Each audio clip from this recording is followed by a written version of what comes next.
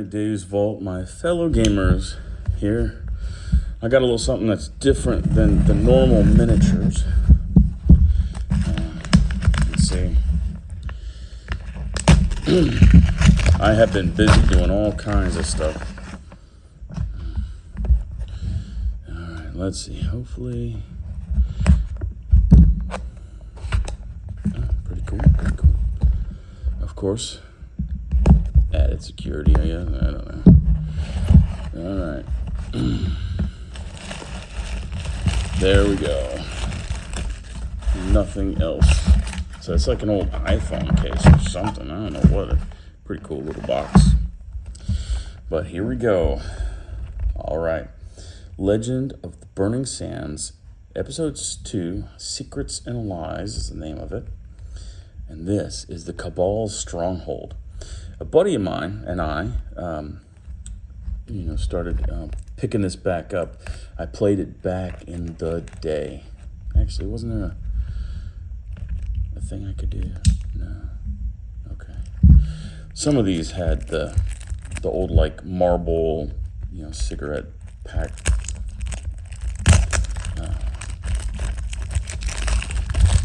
Words, they're painful. The old red ribbon thing you could pull and take the top off. But anyway, so I'm going to try to rebuild my old Qabal deck. I have, oh, you know what? It's here. No, dang it. Huh, I thought it was, but hey, you got another rule book. Okay, very good. Let's see what I get here, because the end part of this deck is going to have some newer stuff, so. Rainbow thing, the blacksmith is always nice. Oh, I got the giant. Okay, I've never had one of him. He's super hard to keep in play. You got to keep sacrificing things to keep him in play. I don't really like him. But Shadow Ambush, Lamassar, he's going to go into my Ashland deck. Small Betrayals, Underground. Oh, another one of her. Ooh, Tahir, he is a nice rare. He has a nice rare, which is good because this deck is going to be all about the Jinn, but he's a nice one. And this dude here, another Qadi. You know what's odd? It just says underlined Sahir. He's definitely got a Qadi look to it, but it doesn't say Qadi on him at all, anywhere. Adnan, super awesome. Assassin Babes. Okay, my first Qabal. So maybe this. Maybe it wasn't in the back. Maybe it's this right here where I got the rare stuff. So, Qabal dude. This guy. Alright, the Earthshaker guy. Nice. A Sin Pet guy. She's nice. Carry +1 in flying. And she's Sahir. Super good. There's the actual stronghold card. And let's see what they give me for city sections here. So a Jewel of the Desert, Jewel of the Desert, Jewel of the Desert, Jewel of the Desert. Poop! Okay, and then this is my fixed card here. The seal, I already have 3 of those. All right, the babe that duels Jinn. Nobody cares. Dawood, he's no good. This guy's pretty cool though. Shadow Master. City Guard, yeah, Desert Oasis is good. Jinn stuff, Curse of the Rot Within, Desert Warriors. Dueling, the Faith card's nice. Contest of Will. This is all basic stuff here. Shield and Armor, Knife, Wheat Fields, awesome. Got 2 of those, excellent. Trade routes are awesome. Spices, a Shop of Wonders, I don't care for. Harems are nice. Copper. Man, your holdings kind of suck. I'm not gonna lie. Peacocks, Sound Planning, Wisdom of the Stars, the Heart of the Common Man, Sabotage, One Water's good. Jinn of 1,000 Midnights, Lost to the Sands, Divided We Fall, and Dust to Dust. Okay. So, got a lot of fixed cards there at the end. Here, that's poop. Because I have 21. Okay, you see the green number there? That's what you can spend on these. And see, this is 5 each, so I've got 1 lost, and that's not cool. So I'm going to have to go through my stack of rares and stuff and see what I can do about this. Jewel of the Deserts are nice and all. I mean, they give you 6 water, which is pretty awesome, but they are bog standard. They're a must-have for Moto clan decks because Moto can raid and thusly get a whole mess of water. So these can hold. The only thing that they have is the city section may hold any number of water tokens. Hopefully soon on the channel, I'm going to get some battle reports. Like of this card game, this is quite the dead card game. This thing hasn't seen the light of day in over 20 years.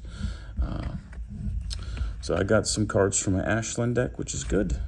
They're always nice. And this Tahir up here, let me see. Okay, so I'm pretty sure that this giant is a rare. He's pretty poop, but and then this is basically an Ashland thing. But let me see. Yeah, it can only be put into play by an Ashland player. No units may be assigned to the city section during the flying phase. Yeah. Anyway, but this Tahir, this guy is where it's at. That's a super good rare to pull in this pack because the Qabal is going to be for my Jinn. They're just going to be summoning Jinn nonstop. That's going to be my angle for this deck. That and some spells. And it's good to get some spells here. But it's really good to get Tahir already because he is one of the coolest Jinn. He's unique. The dude, archery +4, so he's rocking an archery 6. Yeah. And he flies. Yeah, he's terrible. Okay, and he's a night summon as well. So what that means is basically you do your attacks during the daytime. So you can't like summon him and then go wow, attack.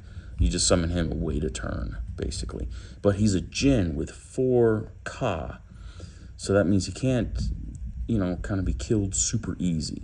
I mean, there are still things that can kill him dead, but, you know. And then this dude here, it's nice that he can attach magic carpets for 4 less copper, but yeah, he doesn't have the keyword Kadi on him, but clearly he's a freaking Kadi. Because his outfit, really. They're like evil magicians, or in this game, they're called Sahirs. So, okay. I'm pretty excited about that.